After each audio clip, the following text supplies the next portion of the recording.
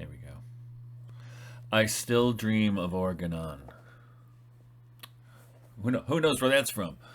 Actually, that's the first line in Kate Bush's song "Cloud Busting," a song about the figure I'm going to talk about today. 'Cause he's a fascinating and complex figure, certainly flawed, but certainly a genius at the same time. And this is I'm talking about Wilhelm Reich.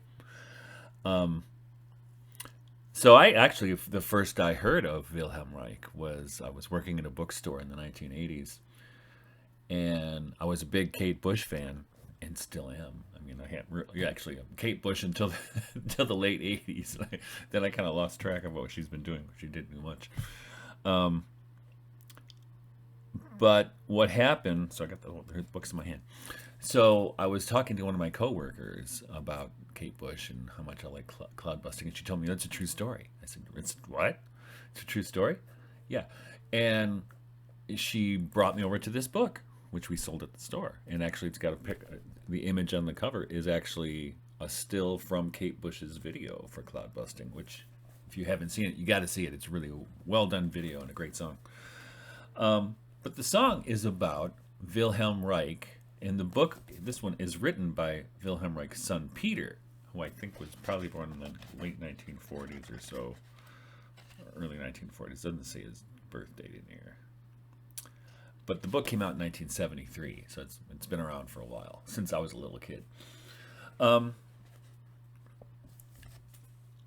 and so I read the book before I read anything by Wilhelm Reich or knew anything about him, because I said, well, it's a relatively inexpensive book. I'll buy it, and I think it's actually I don't know what it's like now, but I was looking a couple years ago, and they were going for like $200 just for a cheap paperback like this. Nevertheless. Um, so the picture you get, of course, it's his son, right, of Wilhelm Reich in this book is of someone who was definitely persecuted by government authorities right over there. And if you don't know, so a little background, Wilhelm Reich was a psychoanalyst who studied under Freud and who left, as many people intellectuals did. He was Jewish, but like non-practicing Jew. He left Austria, where he was from, and came to the United States, and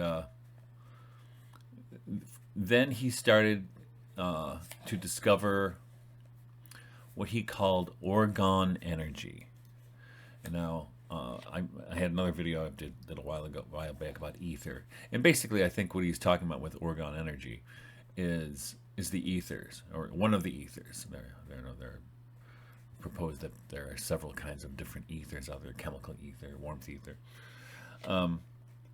And he, because he used to study with Freud, he wanted to study sexuality, or actually, in particular, the orgasm, scientifically, and because it's because of the kind of Victorian inheritance of science, and even to this day, one of the things you don't study is the orgasm, right?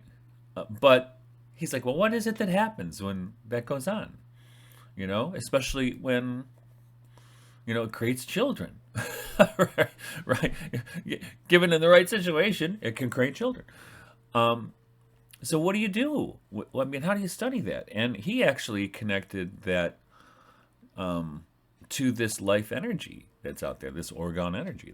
And he said it's not just in the orgasm; it's everywhere. It's in everything. It permeates the universe, really.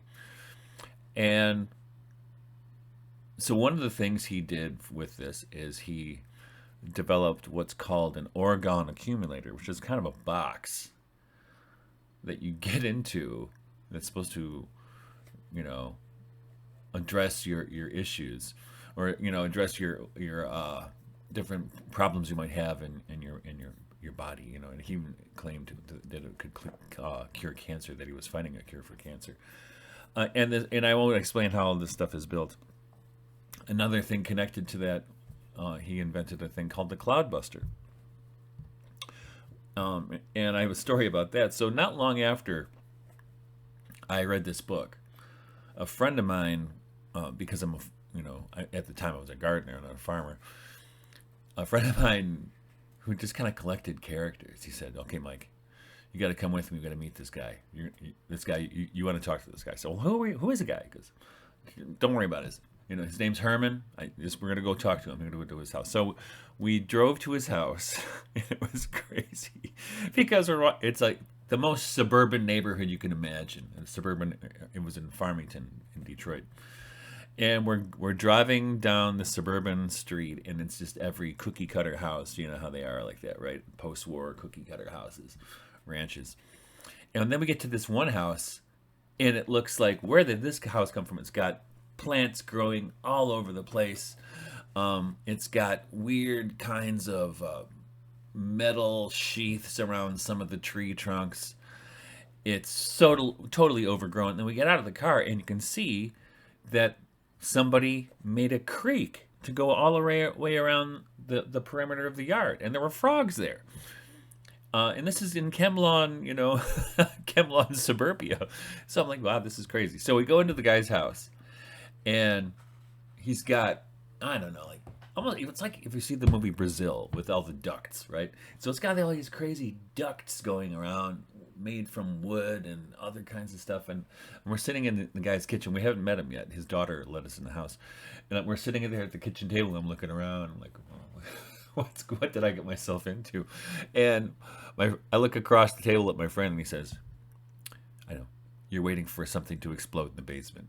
And just at that moment, Herman steps out of the basement door, and he's got glasses, but up over his head, and goggles above those. And he kind of basically starts in mid-sentence, and he's wearing plaid pants and a striped shirt.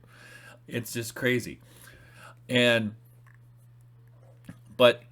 and then he started telling me about all this stuff. He was really into biodynamic gardening, but he had some criticisms of Steiner.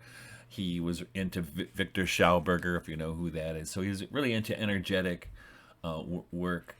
And then he was also into Wilhelm Reich. And in fact, in his backyard, he had 2 cloudbusters, which I had never seen one before. And I was like, whoa, you got a couple of those. So that was an interesting visit, but it was a lot to process, trust me. Then a few years later, I made some biodynamic 501, which is the quartz crystal preparation, where you bury powdered quartz crystal in a cow horn over the summer months, and it helps with combating fungus and strengthening the silica in plants.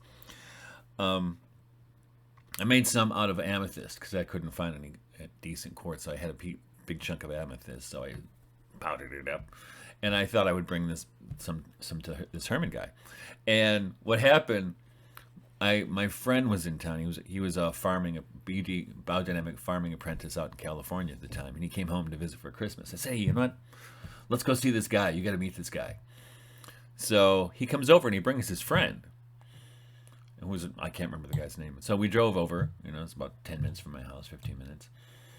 And we get to Herman's house, and we sit down to talk to him.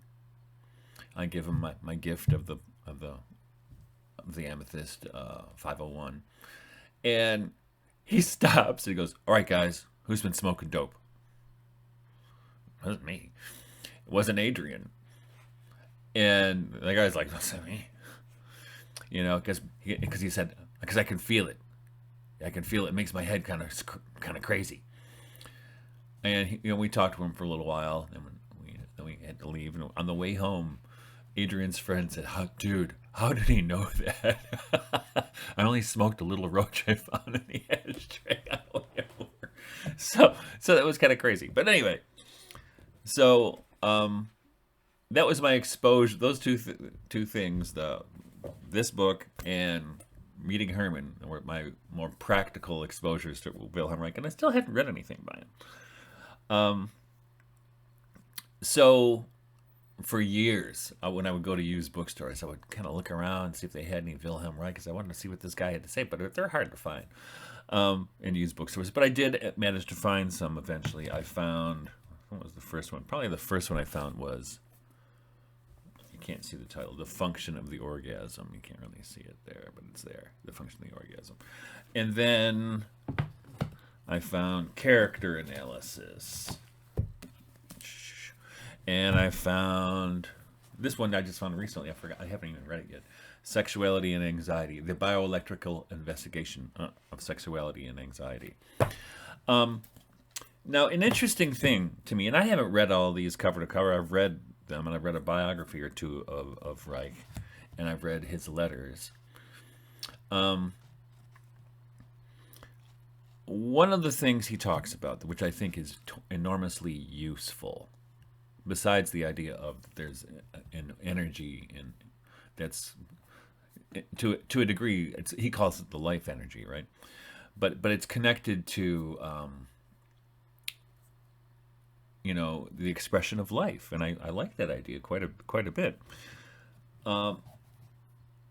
And part of what he says, and I like this idea a lot, is that he calls it armoring, right? That people or organisms, when in hostile environments, armor themselves, right? And for an example, in the desert, which is a hostile environment, what do the animals and plants look like? Well, they get spikes all over them, like the lizards and the cacti, right? They don't want anybody touching them, right? And people do the same thing. They become armored. And one of the things he would do is he would, like on his children, he would check to see if they were holding stress in their abdomens, right, or in their shoulders, because that was a step toward armoring as far as he was concerned. And armoring then, if you hold stress, as I think we know, that encourages disease and all kinds of other problems. Our the way we think, and even our subconscious programming, contributes to the condition of our health. And so I like this idea quite a bit, and I think he's onto something with this idea of armoring. And one of the things, where's the book? I think it's in this one. I put book. Yes, here it is. So I'm going to read this part from his essay, Orgonomic Functionalism. This is one of the things he says.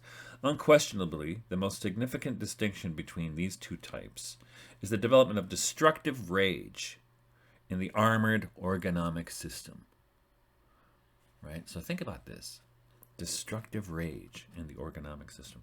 Since every plasmatic current in organotic excitation, in its striving for contact, hits a wall, the unmasterable urge arises to break through the wall, under all circumstances and with all means. In so doing, all life impulses are changed into destructive rage. The organism is driven to break out of the armor with force, as if it felt itself imprisoned in an iron cell.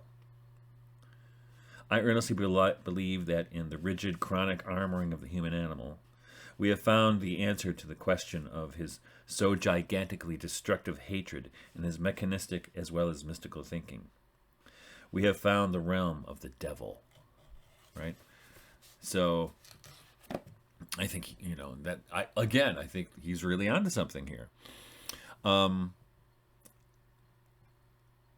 What's the book? The one book I want to get one day, but I don't have is. Do they have a list of his books? I want to make sure I have the right title. It is.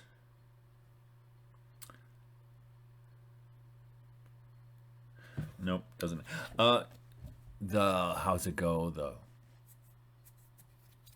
The psychology of totalitarianism or something like this. So somebody correct me if you know the right title, but I think what he observed coming out of Nazi Germany and through the age of propaganda, then being persecuted by the U.S. government, is that there is a psychology that creates this kind of rage that he's talking about here, this destructive rage. And I think you can see this certainly in social media environments, without a doubt, right? And you also see how easily social media environments, and we saw this over the course of the last 5 years, are, and even more, are used to foment destructive rage, right? Through manipulation, through propaganda, whatever it is, happens to be. And Reich's project was to liberate us from that.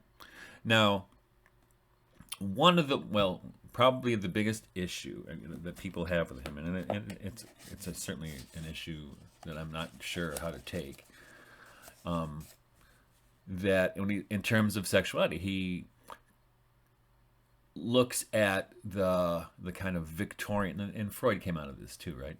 They both came out of a cultural environment that was repressive of sexual urges, and that manifested then as sexual disorders.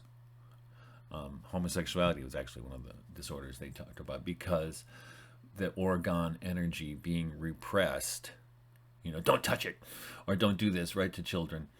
Don't even think about it. And then of course, you tell people not to think about it, they think about it. And he thought that was enormously damaging to people as they grow up. And of course, like Freud, he saw that happening in childhood. That's where it starts, right? Now, I'm not sure. I mean, he didn't exactly encourage sexual exploitation of children. I mean, he didn't at all encourage that. In fact, if you read his son's book and his daughter, I think his son had 2 daughters, none of them ever said anything about him being, some kind of pervert. They actually, the picture you get of him from Peter Reich's book is that he was just a loving father who happened to be a kind of a mad genius at the same time. And that, of course, that can't be easy to grow up with. And I'll give you, if I can find it, I don't know if I can. He's in this book.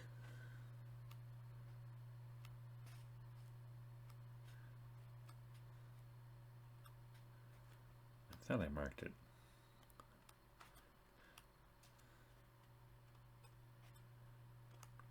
Maybe I didn't mark it, but I can tell you the story. What happened? Oh, here it is.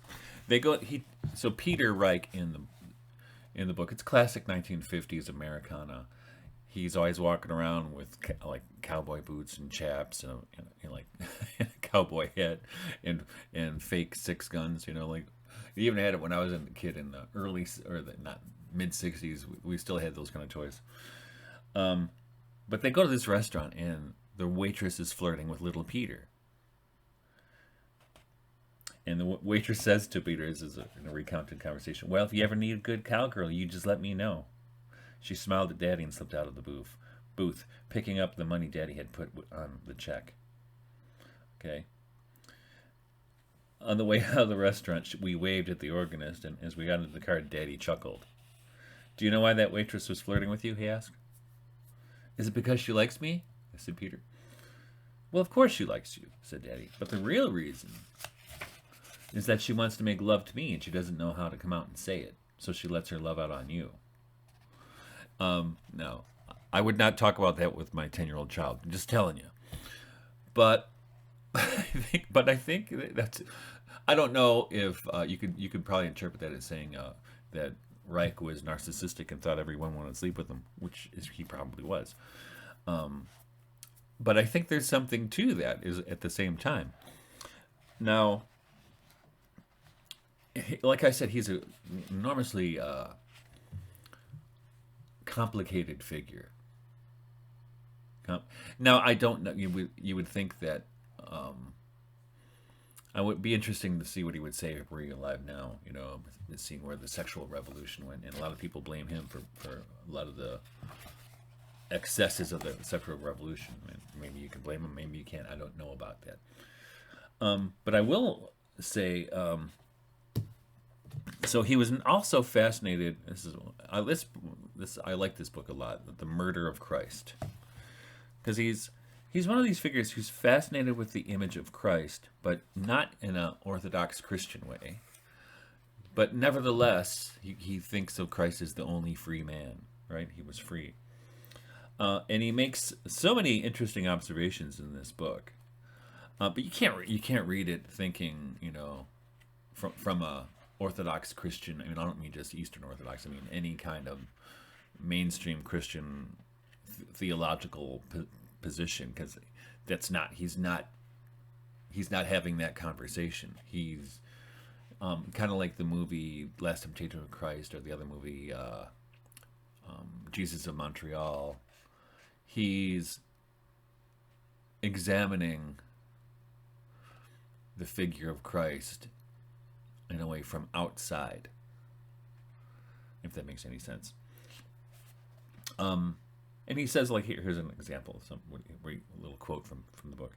The Catholic Church grew out of and rested upon a sleeping elephant and an immobile ocean. The priests thought they ruled the sleeping ocean, and the resting elephant, that's the life force, unaware that the ocean and the elephant did not even sense their sitting on their backs. The Catholic religion had an inkling, due to its origin from Christ, of the depth of the ocean and the power of the elephant herd. It all ended in mechanized litany, and the little man's work once more. Litany murders Christ in every single prayer. And now what he means is the mechanization of worship, of you can call it, a lot of people talk about this.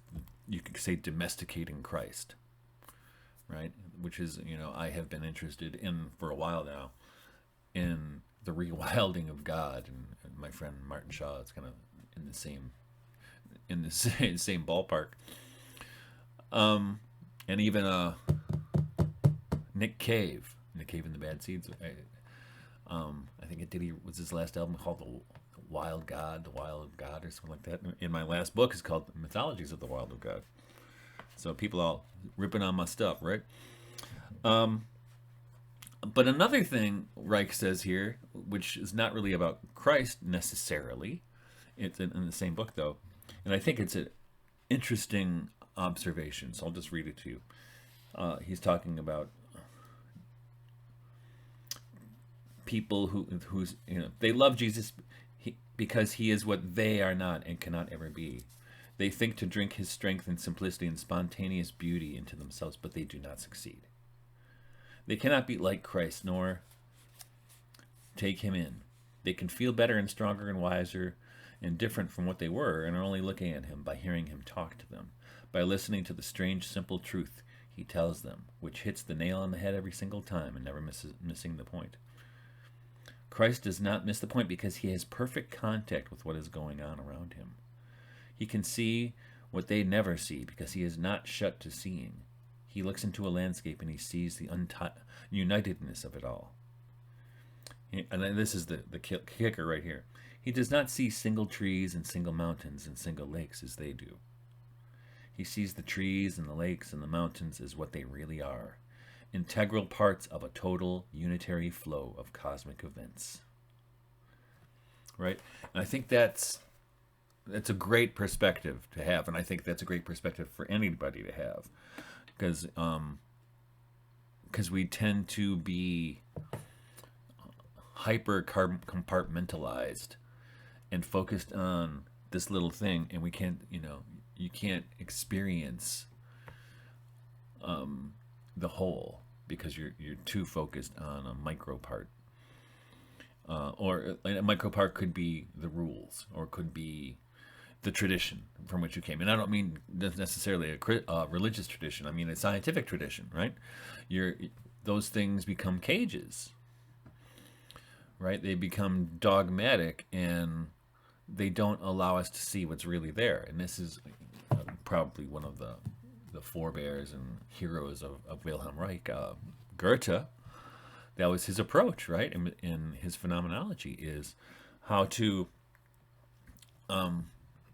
see nature for what it is, not for what we've been told it is. And that's a hard thing to do, but if you can start to do that even little by little, it's going to be incredibly helpful to you as seeing what's real. Now, I just want to read, let's see what time we're at, 24 minutes. I just want to read a little bit of what Peter Reich says about the arrest of Wilhelm Reich. And before that, I'll preface it with saying what happened with Reich is the government, he got on the government's naughty list for whatever reason. I think the reasons they gave were income tax evasion or defrauding the public or something, but it was not true. But they wanted him out of the picture. So what they did, they eventually raided. He had. Oh, before I go there, as far as his Cloudbuster goes, he. So he found what a Cloudbuster does. It does two things. You can make it rain by drawing moisture to yourself, to where you are, or you can make it stop raining.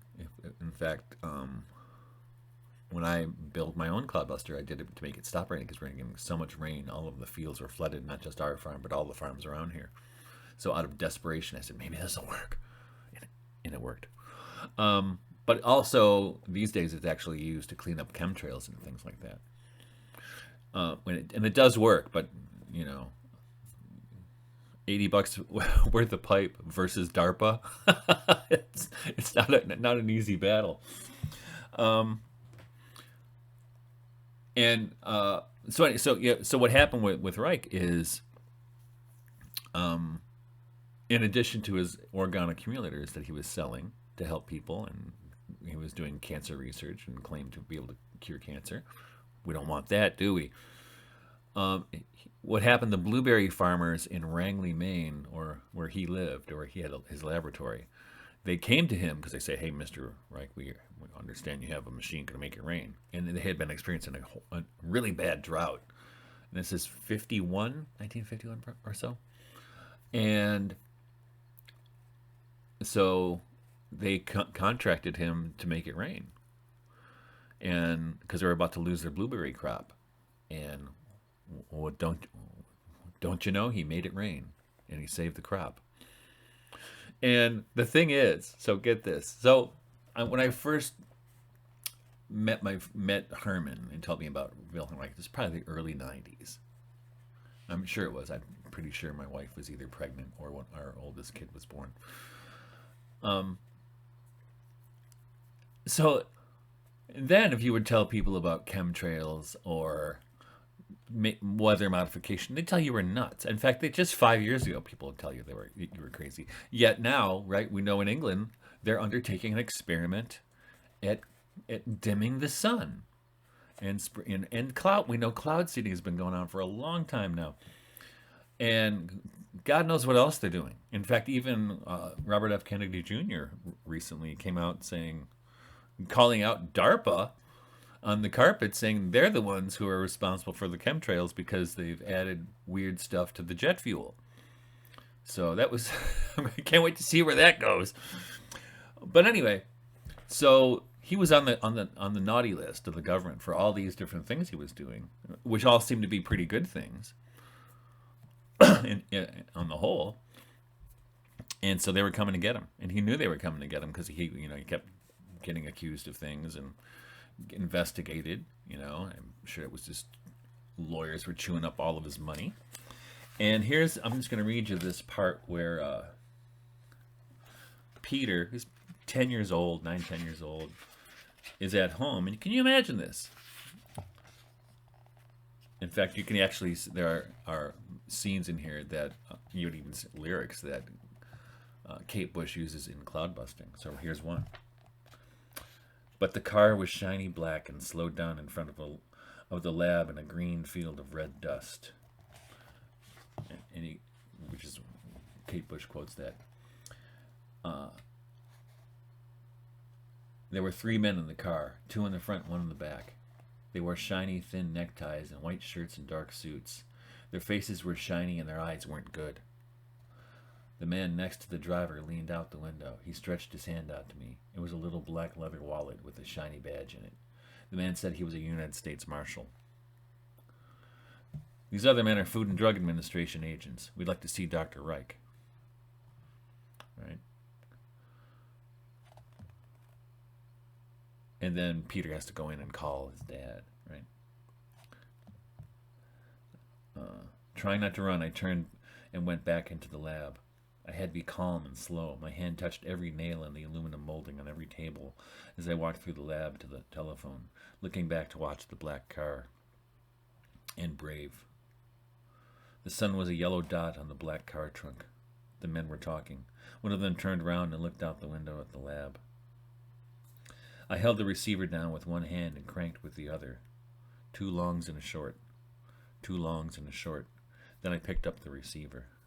It shook, so I squeezed it harder. Daddy picked up in the observatory. Ja, Pete? Was his accent, right? Daddy, they're here. One is a U.S. Marshal, and the 2 others are. Ja, I know. Now tell them.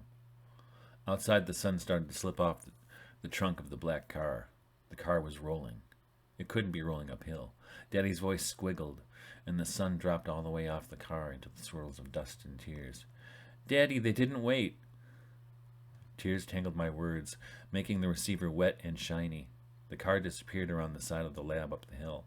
Daddy, they're coming. Oh, Daddy, oh, God, they didn't wait. They're coming up, Daddy, they're coming up. Right? They're going to get him. Right then. And so, and then what they did is they arrested him. They imprisoned him. And they probably killed him in prison. But, and they were saying that he was defrauding people, that his orgone accumulators and what have you didn't work. But they also destroyed all of his documents. So they went through all of his stuff and destroyed everything. Some stuff did not get destroyed, or some stuff had already been published. So we have some of his stuff, but we don't have everything. So if it didn't work, why'd they destroy it, right? I mean, that's the question. But it really is a tragic moment. But it's not uncommon. I mean, this is, and as we're more and more finding out, in fact, it's kind of, what I'm saying now, it probably does not sound as crazy as it would have sounded 5 or 10 years ago. But we've been finding out more and more that governments and corporations know all about this stuff, and they want to suppress it. And they want to suppress it. I mean, probably because of profit, right? You don't we don't make money off or off healthy people. There's what do they say? A patient cured is a customer lost, right? And I think there's much more to it than that, and it's probably much more nefarious than I even want to think about. So anyway, yeah, that's probably what I mean. It's like, I don't think I'm like the world's expert on Wilhelm Reich, but he is a fascinating figure to me. And sometimes I don't know what to think about him, but I certainly think he was onto something. And they won't. My friend Guido Preparata, his father, Giuliano was his name, was a physicist in the 1960s and 70s who was exploring cold fusion back then and the memory of water, and he was shut down, and now it's coming out. Now people say, hey, I think that might not be crazy after all, because it wasn't crazy then either. So anyway, let me know what you think in the comments, and hit the like button, subscribe if you've not subscribed, and we'll talk to you next time. And eventually I'll get to Gnosticism. Somebody keeps nagging at me about Gnosticism, but this is kind of Gnosticism, right? That there's an evil world out there trying to suppress the good and the true. Sorry. All right. Anyway, take care.